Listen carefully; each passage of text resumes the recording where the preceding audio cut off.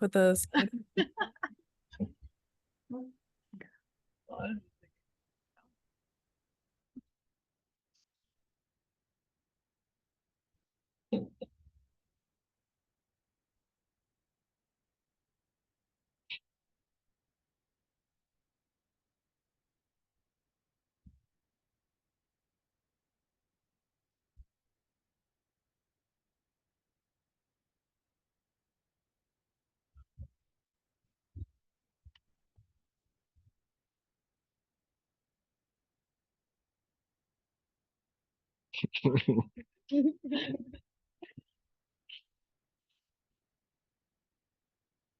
Yeah.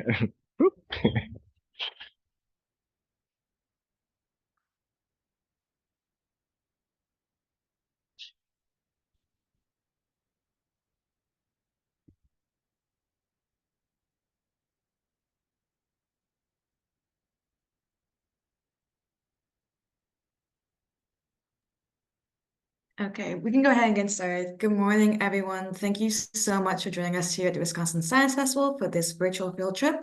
We are joined today by two naturalists from the Aldo Leopold Nature Center, and they're going to be talking to us about joining the Wisconsin Bioblitz. So I'm going to turn it over to Brian and Kara to introduce themselves and tell us a bit more.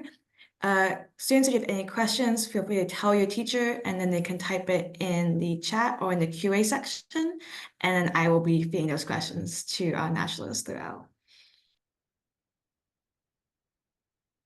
All right, so welcome everybody. My name is Brian. I'm the Director of Land Management and Conservation here at the Aldo Leopold Nature Center. Thank you for joining us on this virtual field trip today. It's a beautiful day for a Bioblitz. So here at the Nature Center, I hear we have students joining from around the state, which is awesome. I just want to give you a quick explanation of where we are. So we are located in Monona, Wisconsin, just outside of Madison, so the south central part of the state. And we have about 15 acres of habitat here at the Nature Center. We have a prairie, a woodland, and our focus today is going to be the wetland. So we're here at the pond habitat. It's about 50 degrees right now and sunny, and we'll talk about why the weather is important when we're talking about the health of our wetland today. And our goal today for the BioBlitz is to see how many species we can find in our wetland. That tells us how healthy our pond is based on how many species and what those species are that we find at our pond. So we're going to be looking at a couple different factors of our wetland today. As we do our virtual field trip, we'll be focusing on some biotic factors, so living, and abiotic factors, which is non-living. If you have any questions along the way, feel free to type them in the chat and we can answer those as we go. And I think we're going to head over to our table and start with some of the abiotic factors of our pond to see how healthy our pond is.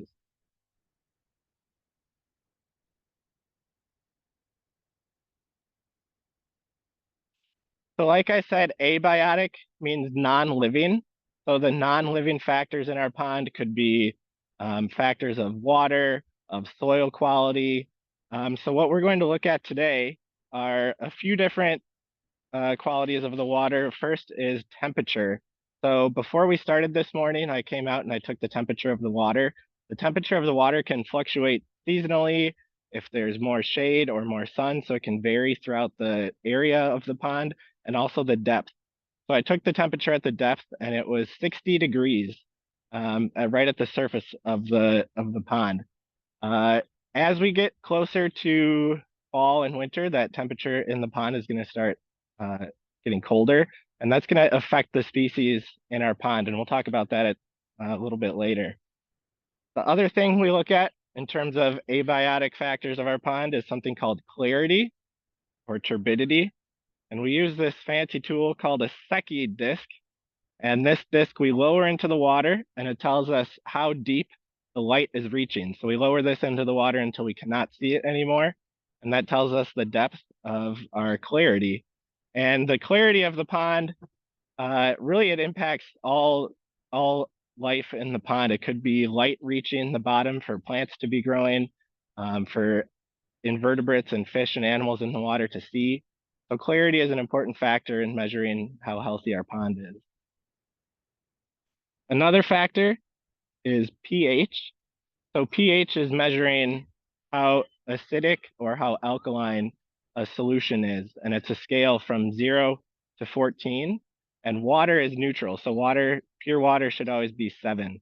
And we measured it, and it was 6.5 based on our scale here. So it gives you different colors. We use this fancy pH test kit, and we match it to a color. And it was 6.5 this morning, which is right in the range of what we would expect it to be.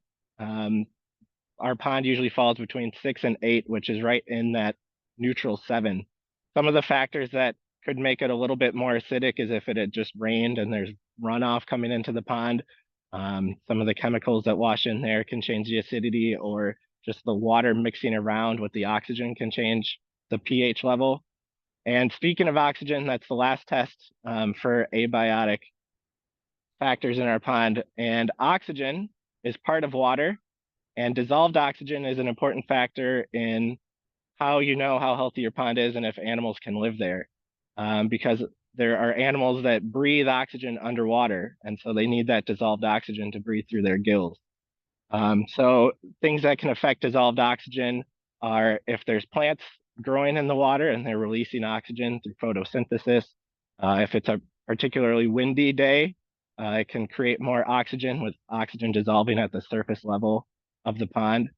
So it's important for us to measure these things throughout the year. We often do the abiotic testing multiple times throughout the year, because we could get different temperatures, different pH levels, different dissolved oxygen levels, and that's going to change throughout the year. Do we have any questions about abiotic testing, non-living factors in our pond?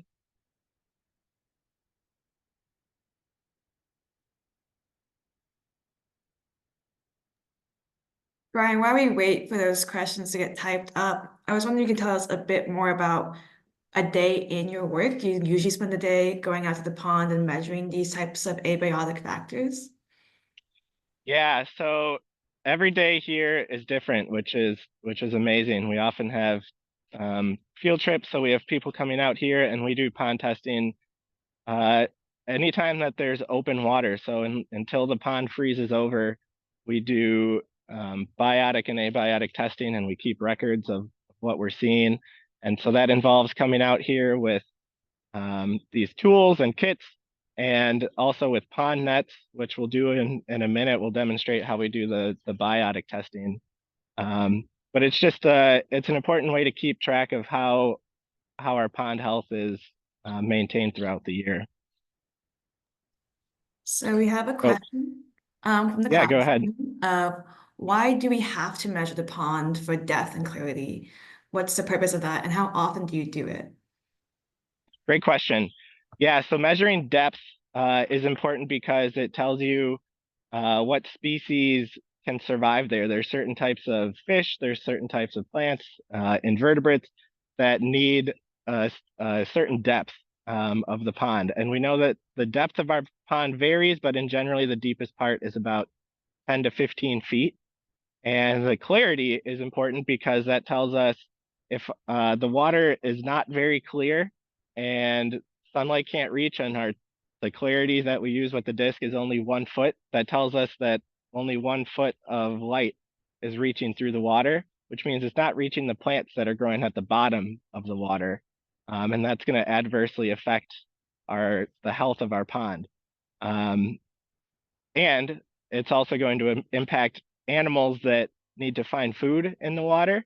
So if the water is not very clear, it's going to be harder to see. It's going to be harder for those predators that are hunting invertebrates in that aquatic food chain. It's going to be harder for them to find food. So it's an important balance of making sure that the water is clear enough for light to reach. But also if it's super, super clear, that might be an indicator that not much is growing in there. So it's a balance of keeping track of how far that sunlight is reaching into the water. And we test that probably weekly. We do a test of the clarity of the pond. And like I said, that can change day to day. That can change throughout the day if it's cloudy, if it's sunny, depending on where we are in the pond. So it isn't uniform throughout the whole body of water. And that's why it's important to test it multiple times so that you get different results. You can average them over time. That was a great question, though. Thank you.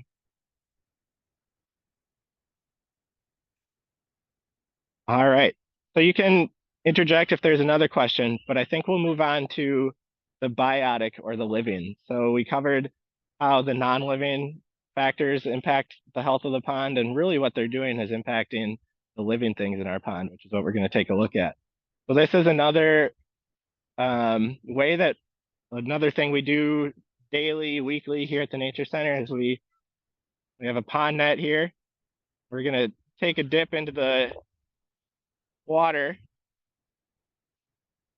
So I like to try to take a scoop from a couple different spots, and most of the life in our pond, most of the animal life, they like to hide a little bit closer to the shoreline, and some of them are even buried in the mud, especially this time of year. So I'm going to scoop along the grasses and the plants, getting some water, maybe some mud and grasses in there.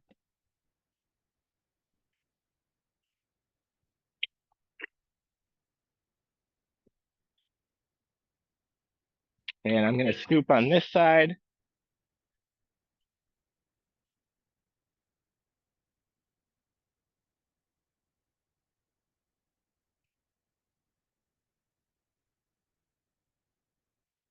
Right. You can see oh, I see something moving in there. We'll take this to our pond table where we have dishes of water set out. And this way it's easier to see whatever we catch up close, and we can separate them into different categories and species so that we can count how many species we caught and talk about what they are. Look at that one there. That was a lucky dip.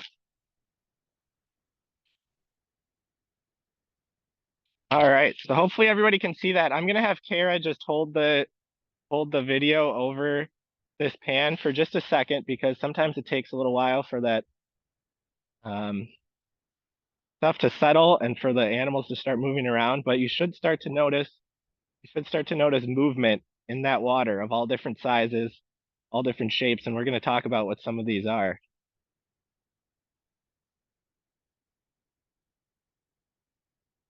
My guess is that you're noticing the large one in there that's swimming around. If anybody is trying to guess what that is, if you're thinking a tadpole, you are correct. So a tadpole is a life cycle stage in the life cycle of a frog.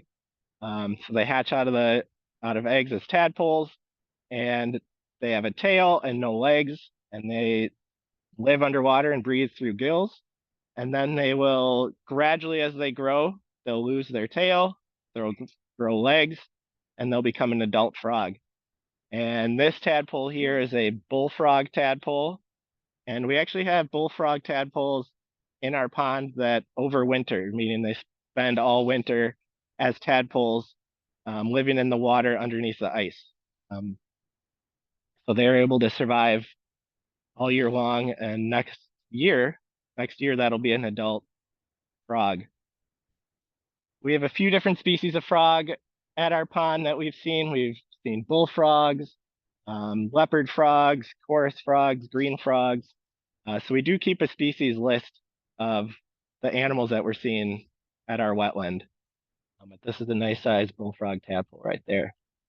You might also be noticing, hopefully you can see on the camera, that there's lots of other little movement going on there, movement of little creatures. And so we kind of divide what we find at the pond into two different categories, two different broad categories of animals. And one of those is vertebrates, meaning animals that have vertebrae or backbones. And that's going to be the frogs and the turtles and the fish, that tadpole that we see in there. And then we also have a category of invertebrates. So animals that do not have bony skeletons, they have an exoskeleton, and that's going to be your insects and animals similar to that, which is mostly what we're seeing in here. Other than the tadpole, we're seeing a good collection of invertebrates. And for our biotic index that we're going to do in a little bit, we're actually only going to look at invertebrates that determine the health of our pond. Brian, so we have some questions from the classes coming in. A quick Yes, question is, how do all these different animals, how are they able to breathe underwater? And additionally, how many types of species and other organisms do you expect to find in this pond? great question. So the animals that live in the pond, they have adaptations to be able to survive there. And we're going to highlight a couple individual ones and look at their adaptations. But in general, to breathe under the pond, you either have to have gills. So that's where these animals that like fish, they're getting their oxygen from that dissolved oxygen that's in the water. And they have special adaptations like gills to breathe that oxygen out of the water. So that's how they get their oxygen. And other animals need to come to the surface to breathe the air or breathe the oxygen from the air. So there's animals in here that do both finding oxygen in the water and animals that are finding oxygen in the air around them. We have another, And oh, sorry. in terms of number of species, we probably could expect to see at least 15 invertebrate species each pond dip. So each time we get a net and we spend some time out at the pond, we can probably get at least 10 to 20 invertebrate species.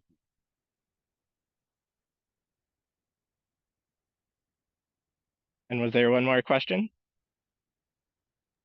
You answered it, but also I guess Okay. additionally, this pond located in here in Wisconsin, is this amount of diversity pretty common for ponds here in Wisconsin? Yeah, great question. It is. And these are typical. So what we're finding here are species that are native to Wisconsin. You'll find them in mostly any body of water that meets the right abiotic conditions that we talked about at the start. So if a body of water has a certain depth, a certain size, certain temperature of water, you're going to find generally the same species. And there's wetlands that are larger than ours, and you would find probably double the amount of species, but you would also be finding what we're finding here. So lakes, ponds, streams, rivers, they're all going to have some sort of um, life like this in that water, as long as those conditions are met. That's a good question.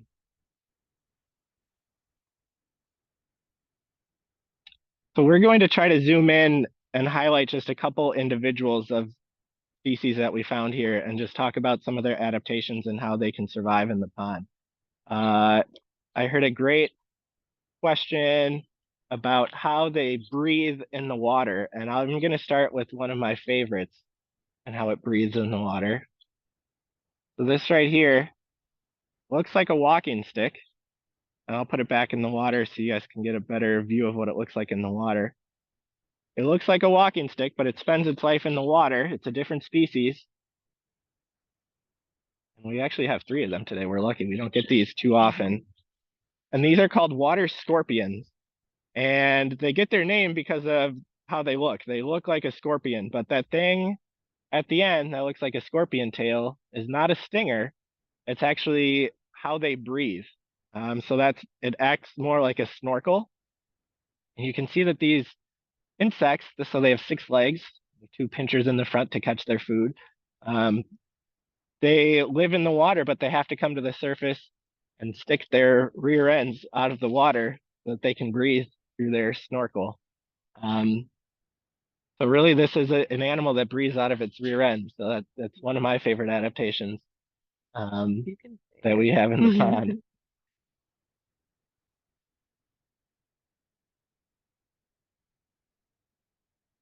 We can move on to one that breathes with gills.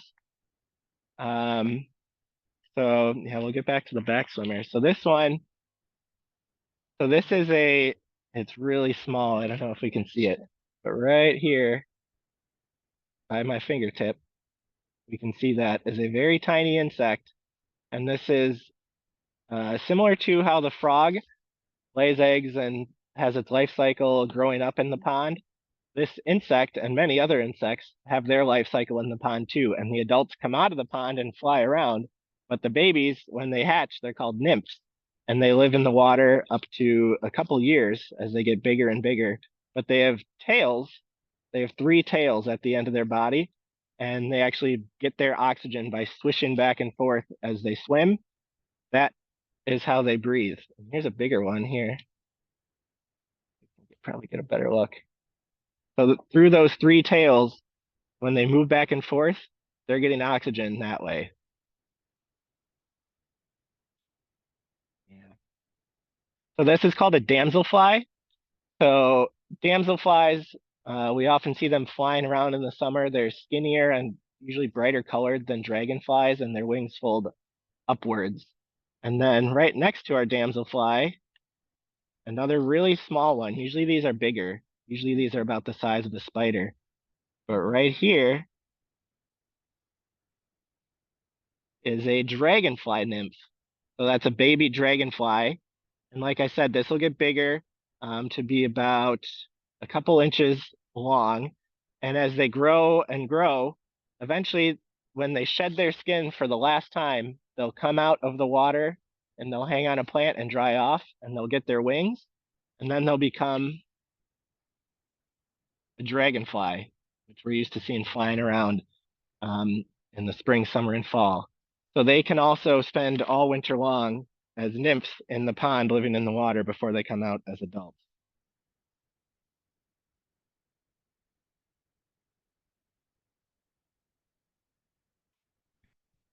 I think we have time to highlight one more, and then we'll do a quick biotic survey to talk about, or to do a quick count about how many species we actually found.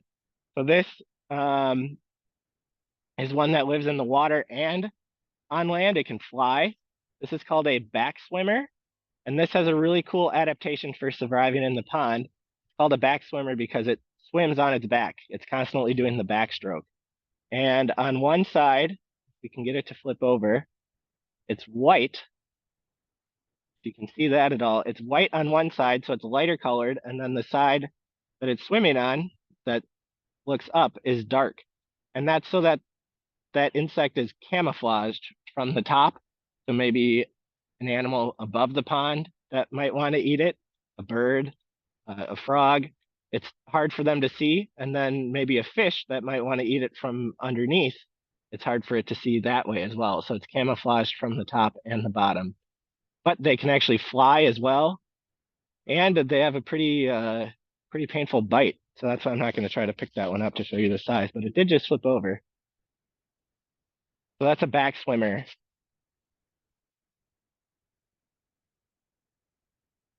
So we often think, when we're thinking of animals that live in our pond and wetlands, we're often thinking of the large animals, those vertebrates that I talked about, ducks, geese, frogs, turtles. But as we can see, there's a whole other community of invertebrates, smaller animals that live in our pond, and they are just as important for the health of all the animals and the plants in our ecosystem in the wetland. And so what we have here to finish up is what's called a biotic index. So this is tallying the species that we saw, and it's focusing on certain types of species that tell us how healthy our pond is. So we're going to do some quick math, and I know we didn't go through every single species that we found, but we got a stonefly nymph, we got a damselfly nymph, a dragonfly nymph. We did get a snail in here. We had one orb snail. And we didn't have any from this group. So we're doing some quick math.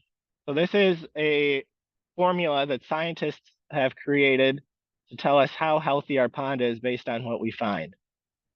So it's not actually taken into account every single species that we find, but it's taken into account what we call indicator species.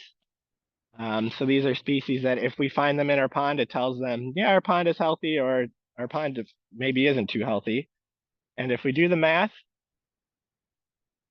it gives us a score. And the score can range from 1 to over 3.6. And if it scores in the 1 to 2, it's a kind of like a poor, not so healthy habitat. And if it scores over 3.6, it's an excellent habitat. And our score came out as a 3, which falls in the good category. 2.6 to 3.5. So that tells us, just with this quick snapshot of what we found in our pond, that tells us that based on this formula, our pond health is good on this scale. But why we do it so many times is that it changes throughout the year, and it's important to do it many times so you can get an average. And I would say that this number falls right in line with what we normally get. Usually we're between 2.5 and 3. So that falls right in line with what we usually score for the pond health. And overall, we had the one vertebrate species, one species of frog, the tadpole, and by my count, we have at least 11 invertebrate species that we had in the dish that we caught with just a couple scoops of the net. So that's 12 species just in 20 minutes of being out here at the pond. And that's not including, if we were to hike around the pond, we would probably see some frogs and turtles. So 11 invertebrate species is a pretty good indicator that our pond health right now is pretty good. So, Brian, we have some questions, actually, great segue, about how many species live in the pond, including plants, frogs, other types of fish. Great question. Uh, in the pond, we do keep a what's called a species inventory. So we're keeping track of everything that we find at the pond. And that number, I don't know off the top of my head, but I know we have at least 20 different plant species that live around the pond and in and around the pond. We have at least a dozen bird species that nest using the pond as their habitat. We have 20 different invertebrate species that we've found here. I mentioned the 5 different frog species. We see painted turtles and snapping turtles. So at least 2 species of turtles that we've seen in our pond. And yeah, so it's each category of animals has many species that call our wetland home. Great question. Speaking of the different species, what's the largest fish in the pond, or what kinds of fish do you see? Yeah, so fish, we have only found 2 species of fish in our pond. And one is a minnow. It gets about that big. It's called a fathead minnow. It's a species native to Wisconsin. And we also have bullhead in our pond. And that it looks like a catfish, and it typically lives in the like bottom 10 feet of the pond and closer to the mud. And we don't catch those too often, but in our complete fish biotic index, that's all we have in our pond. And that's mainly due to the depth of our pond being only about 12 to 15 feet at max. It can't support different types of fish species that we're used to seeing in lakes in Wisconsin, because they need more space, and our pond is not big enough for those types of fish. Thank you. What's your personal favorite species that you can find in the pond? Ooh, that's a great question. Well, I love birds, and so I'm always trying to find what birds are nesting at the pond. And there's a type of a bird that we've seen here a couple times called an American bittern, and they're really good at hiding in the cattails. Kara's showing you the cattails that are along the pond right now. So that's my favorite animal that we've seen at the pond. But I love them all. Every time I see a frog or a turtle or a fish or all the invertebrates that we catch, I'm happy that they live in our wetland here.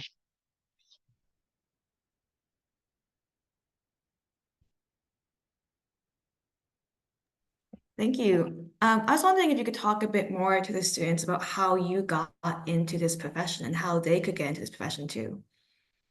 Yeah, for sure. So I was always interested in nature and animals as a kid, and so I went to school and I studied something called zoology, so the study of like it's biology and animals, and I also studied environmental science, and I just became interested in how everything in nature works together. So the plants and animals and weather and people and how everything is connected. And so then after getting a degree in zoology and environmental studies, I came here to the Nature Center and we teach people here, so I was interested in education. So sharing what we know and also learning along the way and doing the nature science as we teach and as we learn is what I love about being here. We have a question of what is zoology? So zoology is the study of animals. So it's studying the how animals are grouped into different categories and the features that they have in common, and the adaptations that we talked about and how they survive and how they interact with each other and stuff like that. There's lots of different branches of it, but that's the general wide scope of what zoology is.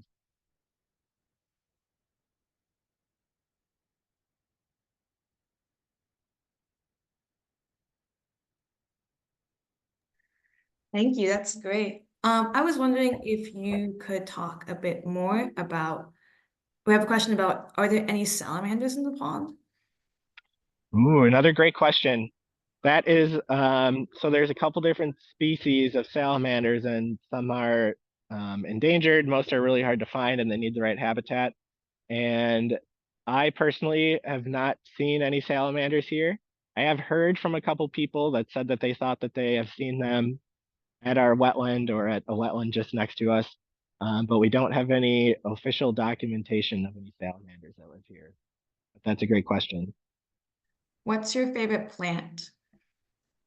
My favorite plant, my favorite plant that grows near the pond is probably cattail. Whenever I see a cattail plant, it just makes me think of a wetland and the animals that call a wetland home. So the cattails that line our pond right now, they're the ones that it kind of looks like a corn dog. Their seeds on top that burst open this time of year, really puffy, and now they're spreading out. And that's how it got its name, cattail. But that's probably my favorite aquatic plant. Do you have any advice for the students in the classrooms of how they can get involved, getting outside and starting to look and identify all the species around them in Wisconsin? Yeah, for sure. I think it's fun and anybody, you don't need a degree or special training. Anybody can go outside and just observe. Just go out and find a spot that you enjoy nature, and it can be anywhere, your backyard, nearby park. Just go outside and observe what you're finding and start noticing patterns and notice what interests you. And you can just take what you're interested in and go with it. What I would recommend. Thank you. We have a question about the turtles in the pond. Are there any turtle eggs currently? And if so, what species?